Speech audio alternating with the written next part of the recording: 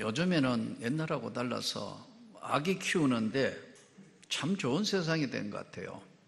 육아휴직도 주고 또 산모에게만 아기 태어나게 한 산모뿐만 아니라 아빠도 남자도 또 육아휴직 주고 정말 참 좋은 세상이 되었어요. 아니 또 그것뿐만 아니라 가사 도우미 2주간 아이고 참 좋은 세상이에요. 근데 이제 그 가사 도우미가 와가 뭐 하겠어요? 애기 목욕시키는 거, 귀저귀 갈아주는 거, 뭐 젖병 어떻게 물리는가, 애기 어떻게 앉는가, 이제 부모 경험이 없으니까요. 그래서 이제 2주간 이제 가사 도우미들을 이모라고 부른다더라고요. 이모. 그 이모들 이야기를 들어보면 재밌어요. 이제 예를 들어 밑에 이제 남자애고 위에가 딸이면 또 아들이고 밑에가 딸이고 다르다는 거예요. 보통 한 3살 터울, 3살짜리, 요거는 이제 갓난 아기. 그래서 남자애들하고 아기가 둘째 태어나면 물어본대요. 이모가 너 애기 데려갈까? 그러면 안 돼요! 이런대요. 근데 똑같은 여자애들 3살짜리한테 엄마 아빠가 없을 때 이모가 애기 데려갈까 하면 그러라고. 왜냐하면 데려가면 자기가 사랑을 더 받는다는 걸 알기 때문에 막 그런대요. 그 육아하는 이모들 이야기 들으면 얼마나 우스운지요. 근데 여러분, 어릴 때는 모르는데 남자도 질투가 있어요. 남자가 질투가 없을 것 같아요? 아니에요. 남자의 질투는 더 파괴적이고 더 여러분 집요하고 더 강해요. 오늘 이 시기와 질투는 성경이 말씀하는 대로 본질상 진노의 자녀이더니 긍휼에 풍성하신 하나님이 은혜를 베푸셔서 우리가 구원을 받은 거지. 본질상 진노의 자녀이기 때문에 우리 안에도 여전히 시기와 질투는 많이 있습니다. 남자라고 없는 게 절대 아니란 말이에요. 시기와 질투하는 건 우리 본질상 우리에게 있습니다. 그래서 저는 늘 그런 기도를 해요.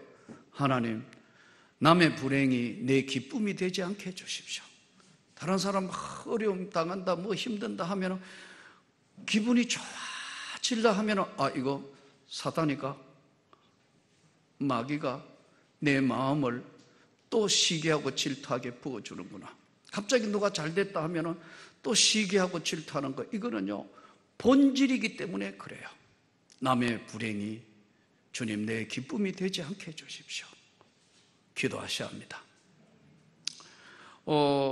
이번에 이제 조선일보 5월 27일자에 나온 걸 보니까 베트남계 미 육군 사령관, 현직 육군 소장, 56세, 이제 르응이라는 이 사람이 이제 소장인데, 자기가 이제 1975년도 4월 달에 마지막 베트남 사이공이 멸망당할 때, 완전히 이제 마지막 부서질 때 아버지가 바로 베트남계, 월맹이 아닌 베트남계 육군 장교였다 그래요. 이미 이제 월맹에게 다 포위돼서 사이공 함락은 시간 문제였는데, 아버지는 강직한 사람이었기 때문에 나 혼자라도 끝까지 가가지고 전쟁을 하다가 순직할 거다, 막 했다는 거예요. 근데 이미 뭐 포위됐고 이미 시간 문제고 함락이 되는데, 미국은 막 지금 철수를 시작했고, 그 이제 가족 회의를 하는데 어머니가 국가에 충성할 만큼 했으니까 이제는 가족을 살려야 된다고, 그것이 당신의 의무라고 막 해서 이제 그 아버지가 나가봤자 이제 뭐 몇 명 안 되는 사람 전쟁하는데 이미 전쟁은 기울어졌고 미국은 철수하고 있고, 그래서 이제 공항으로 피신을 갔다는 거예요. 공항으로 피신을 가가 있는데 보니까 막 공항 옆에 폭격하고 사람이 죽고 아수라장이 돼 있고 막 죽음의 공포와 막 모든 것들이 정말 벌벌 떠는데, 당시에 9살이었대요. 9살. 죽음의 공포를 어린 것이 막 하는데 인산인해를 이루어서 막 서로 살리돌라고 막 난리가 났는데, 그래도 아버지가 강직한 군인이었기 때문에 미국에서 그걸 알고 그 가족을 다 태워준 거예요, 헬기에. 그래서 사이공 멸망할 때 밖으로 빠져나왔다는. 그래서 안전지대로 내리자 벌벌 떨고 있는 9살짜리 자기에게 아버지가 한 말이래요. 이제부터는 누구도 너를 해칠 수 없어. 걱정하지 마. 그래서 어린 9살짜리 가슴에 그게 담대해져서 장성에서 많은 전쟁터를 거치면서 미국 육군 현재 육군 소장 사령관으로 등극해서 지난 이야기하는 것들이 글에 실려 있어요. 사랑하는 성도 여러분, 우리를 확실하게 지켜줄 리는 주님밖에 없어요. 이 세상을 살면서 우리가 고난도 당하고 아픔도 있고 하지만 우리를 끝까지 지켜주실 리는 주님밖에 없어요. 주님밖에 없다고요. 그러나 이걸 알면서도 여전히 조금 전에 말씀드린 것처럼 우리 인간이 사는 세상에는요, 육신의 형제라고 진짜 형제면서도요, 그게 다 똑같을 수가 없어요. 오늘 이 본문은 당시 다윗이 정말 나라에 충성을 했어요. 골리앗이 나와서 막 소리 지를 때, 다윗이 나와서 골리앗을 무너뜨리고 물맷돌로 하면서 갑자기 인기가 올라가고 다윗이 대단해진 거예요. 그래서 사울 왕의 사위가 된 거예요. 왕의 사위가 됐는데 그 사울 왕은 인기가 점점 높아지자 시기하는 영이 임한 거예요. 여러분, 성경에 보면 시기하면은요, 질투하고 시기하면 시기의 영이 임하는 거예요. 그래서 사울은 악신이 들렸다고 성경에 말씀해요.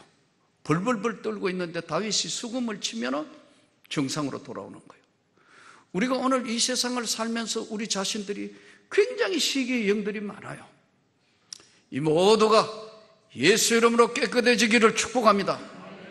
시기하고 질투하고 이것이 본질상 진노의 자녀에서 오는 것이기 때문에 여러분, 사단이 마귀가 주는 것이지 남의 불행이 기쁨이 되면 안 되는 거예요.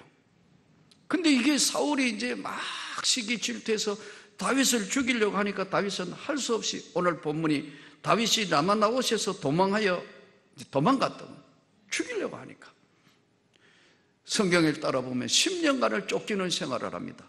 이때 요나단에게 이르되 내가 무엇을 하였으며 내 죄가 뭐며 왜 내 생명을 죽이려고 하냐, 세 가지를 요나단에게 묻는데, 이 요나단이 누구냐 하면은 사울 왕의 아들이에요. 다음 왕통을 일 왕자라 말이에요. 그럼 자동으로 왕위 계승자인데, 이게 다윗을 견제하고 다윗을 아버지처럼 그렇게 하는 게 아니고, 요나단은 진심으로 다윗을 사랑하고 아끼고 형제로 받아들이는 거예요. 교회 생활이나 사회 생활이나 여러분 어디 가도 진짜 마음을 털어놓고 내 인생 이야기를, 내 아픈 이야기를 다 할 수 있는 사람, 세 사람만 있으면 여러분은 이 험한 세상에 외롭지 않습니다. 있습니까? 내 인생에 있는 거 없는 거, 내 일을 너무 힘들어, 너무 이 모든 거 다 이야기할 수 있는, 시시콜콜한 것까지 다 이야기할 수 있는 거 피부치라도 아니에요. 영적인 문제나 건강의 문제나 가정사 문제나 이 아픔의 모든 걸 여과 없이 다 털어놓고 기도해줘. 이럴 수 있는 사람이 진짜 세 사람만 여러분들이 이 세상을 살면서, 이게 교회 아니든 교회 밖이든 이런 사람 세 사람만 있으면 여러분은 이 험하고 고통스러운 외로운 세상에 여러분들은 외롭지 않습니다. 하나님과 동행했고 하나님의 은혜를 입은 자가 맞습니다. 근데 그게 여러분 오늘 말씀 들으면 한번 생각해 봐요. 쉽지 않습니다. 어느 정도 말만 하고 다 할 수가 없어요. 어느 정도만 하고 그 나머지는 할 수 없는 상태. 있는 거 없는 거 다 이야기한다고 형제라고, 육신의 형제라고 그런 게 아니에요. 그런데 이 다윗과 요나단이 지금 모든 걸 다 해놓고 요나단에게 다윗이 이야기하잖아요. 내가 뭐 잘못했냐? 구체적으로 내가 잘못했다면 내 죄악이 뭐냐? 그런데 왜 나 죽이려고 하지? 이렇게 묻습니다. 그러자 요나단이 절대로 그럴 일이 없다. 우리 아버지가 만일에 사울 왕이 이야기하면 내가 다 알려줄게. 절대로 그렇지 않다. 다윗은 진실로 여호와의 살아계신가 내 생명을 두고 맹세하노니 나와 죽음 사이는 한 걸음밖에 없다. 우리 인생이라는 자체가 죽음이란 그림자를 안고 살아가는 것이 인생이에요. 갑자기 옆구리 쿡쿡 찔려가 갔는데 병원에 갔더니 엄청난 일들을 겪게 되고 판정받는 사람들도 꽤 많아요. 그래서 오늘 하루 사는 것도 하나님의 은혜라는 거예요. 이 땅의 삶에 다윗이 지금 살아계심과 여호와 하나님의 살아계심과 내 생명을 두고 내가 분명하게 맹세하는데 나와 죽음 사이는 한 걸음뿐이기 때문에 나는 절대로 너에게 진실을 다 이야기한다. 그러니까 요나단이요, 그런 일은 없다. 요나단이 다윗에게 이르되 내 마음의 소원이 무엇이든지 내가 너를 위하여 그거 이루어 줄게. 이 진정한 친구라고. 진정한 친구. 대단한 거 아니에요. 성경에 보면 예수님 당시에 예수님을 찾아온 종류의 사람이 세 사람입니다. 세 종류의 사람이 찾아옵니다. 첫째는요, 영적 문제를 해결하기 위해서 찾아오는 사람이에요. 그 사람들의 이야기가 뭐냐면 니고데모, 내가 어찌 선한 선생이여 내가 어찌하여 구원을 받습니까? 니고데모 찾아오는 이야기잖아요. 삭개오, 세리장이고 돈도 많이 벌고 뭐 권력 있고 뭐 그랬는데, 예?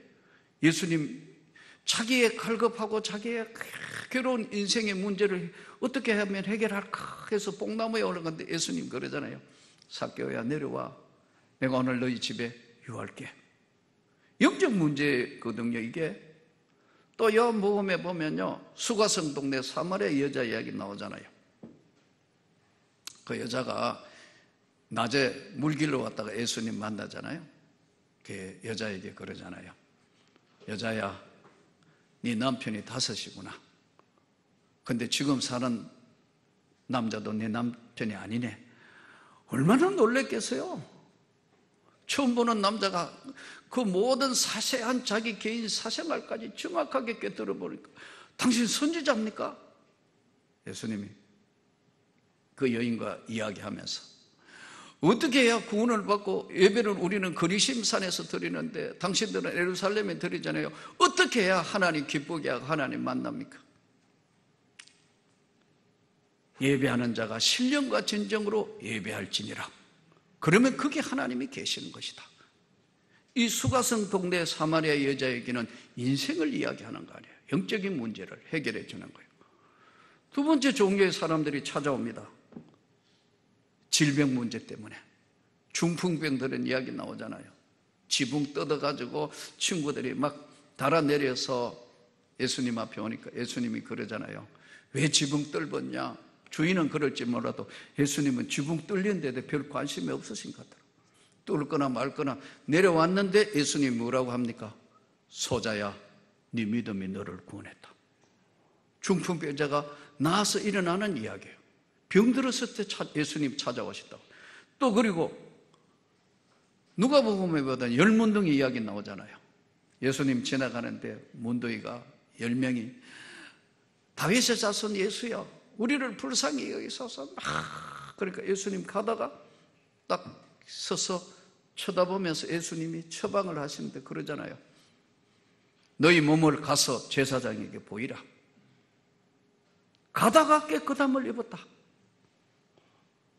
제사장한테 보이러 가면은 잘못하면 돌에 맞아 죽거든요. 30m 접근하면 돌로 쳐 죽여도 아무런 잘못이 없는 율법대로 가는데 갈까 말까 믿고 가다가 깨끗함을 입은지라. 다 나섰으니까 9번 집으로 돌아가는데 사마리아 문둥이 하나만 예수님 다시 찾아와서 예수의 발 앞에 엎드려 눈물을 흘리며 감사하니까 예수님이 이렇게 얘기해요.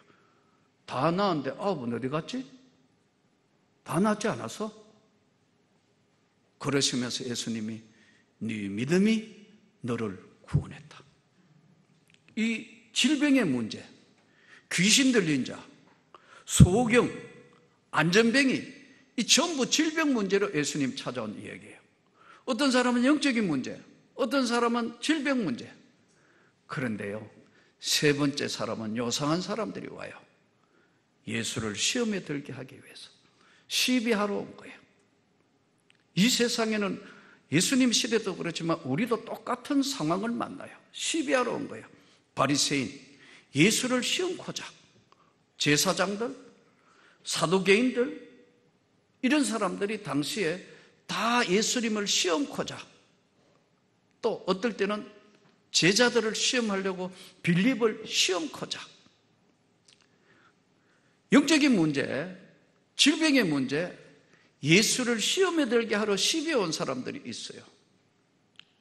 우리가 오늘 이 하나님 말씀을 들으면서 이 시대를 사는 우리에게 던지는 이 메시지의 말씀이, 이 시대의 현대인들의 고민이 뭐예요?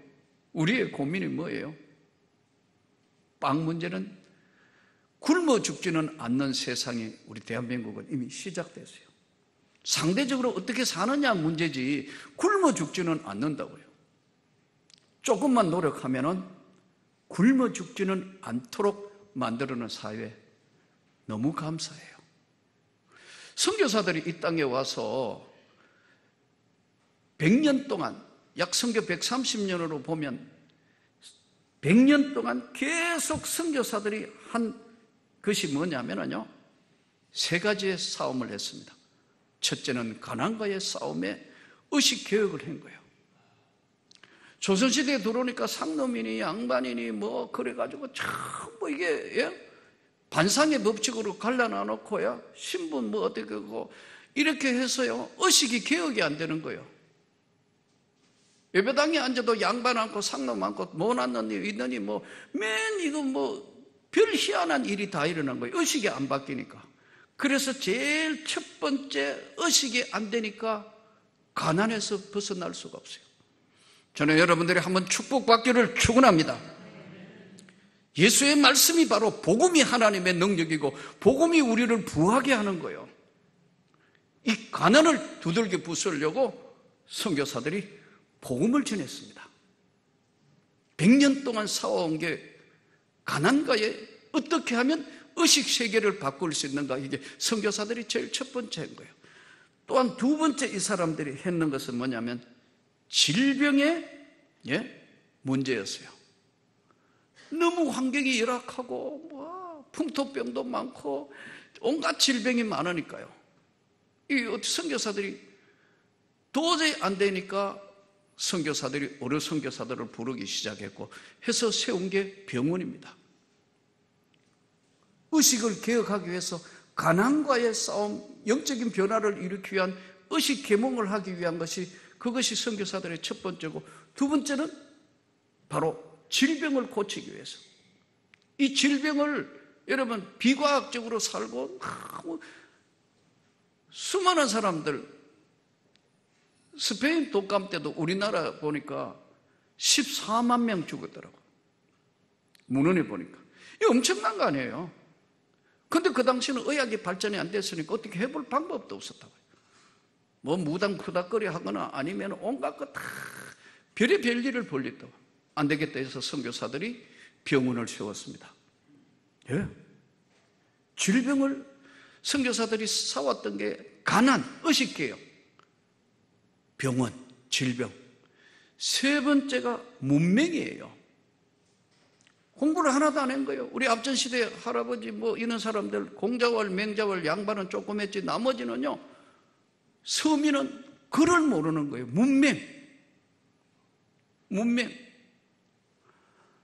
여러분, 이게 제가 이래 이야기하면 여러분 안 믿을지 모르겠어요. 내가 군대 갔을 때는요, 우리 군대 갔을 때는요, 초등학교 졸업한 애들 또 꽤 많았어요. 글씨를 너무 못 써요. 나 쫄병 때 연애편지 대필 많이 해줬어요. 나 글씨 못 써요. 그런데도 내 글씨가 훨씬 나아요. 그러니까 쫄병 불러가 나보고 자기 이렇게 그 당시만 해도 그랬는데 우리 앞전 시대는 배운 게 없어. 다 무식한 문맹이에요. 그래서 선교사들이 문맹 퇴치하기 위해서 와서 세운 게 미션 학교입니다. 학교를 세웠다고요. 배워야 산다. 배워야 산다 해서 계속 했기 때문에 학교를 세웠다고. 의식기어, 가난가에 질병, 병원을 세웠고, 그리고 학교를 세워서 문맹을 퇴치한 거예요. 오늘날 이 시대에는 뭐가 문제가 될까요? 한번 생각해 보세요. 오늘날 우리는 지금 젊은이들이 80%가 대학을 가는 시대에 우리가 살고 있어요. 우리 아이들은. 못 배운 시대가 아닙니다. 그런데도 오늘 이 시대를 살면서 우리는 왜 힘들어하고, 왜 고통스러워하고, 왜 아픔에 있는 것인가? 그것은 오늘 말씀대로 진정한 내가 마음을 다 털어놓고 하나님 앞에 기도해줘. 요나단과 다윗과 같은, 다윗이 이렇게 10년을 쫓겨다니면 그래도요, 요나단이 끝까지 보호하는 거예요. 이게 있을 수 없는, 아버지는 죽이려 하고 그 아들은 다윗을 보호하는, 이게 진정한 영적인 친구예요. 이게 시기와 질투가 하면요, 꼭 희생양을 찾아요. 동경 대지진 때 일본에서요, 우리가 잘 아는 일본에 동경 대지진이 일어나면 지진이 일어나가 수많은 막 죽으니까요, 조선인 때문에 지진이 일어났다. 조선인들이 지금 폐학을 해서 이랬다 해가지고 수많은 조선 사람들이 죽었다고 기록이 되어 있어요. 네로 황제가 로마에 불이 났는데 이걸 네로가 화재를 내었다는 일설도 있고, 아니면 무슨 때문에 하여튼 로마에 대화재가 났을 때요, 자기한테 이게 모든 게 오니까 뭘 했냐 하면요, 희생양을 구한 거예요. 그게 기독교인들입니다. 기독교인들 때문에 이거 불이 나가지고 다 이 어려움이 겪어졌다. 그래서 수많은 사람들, 기독교인들이 순교를 하게 돼요. 사랑하는 성도 여러분, 오늘 또 이 세상에 내 마음의 소원이 무엇이든지 내가 너를 위하여 그것을 이루리라. 진실로 여호와의 살아계신가 내 생명을 두고 맹세하노니 나와 죽음 사이는 한 걸음뿐이다. 우리를 지켜주실 이는 예수밖에 없는 줄로 믿습니다. 주님 우리와 함께하고 주님이 나와 함께하고 있다는 것을 분명하게 믿으면 하나님은 언제나 우리 편 위에 서 있고 우리와 함께하시고 저와 여러분과 모두에게 영광이 되는 그 주님이 오늘 또 험한 세상에 던져져서 살아가면서 현대 삶의 불안한 것, 내일에 대한 불안전한 것 다 주님 앞에 맡기기를 축복합니다. 하나님의 권세와 능력이 오늘 이 시대를, 하나님의 성령의 역사가 우리 마음을 붙들고 이 시대를 이겨나가는 놀라운 축복이 저와 여러분에게 또 한 주간 임하시기를 주의 이름으로 축복합니다.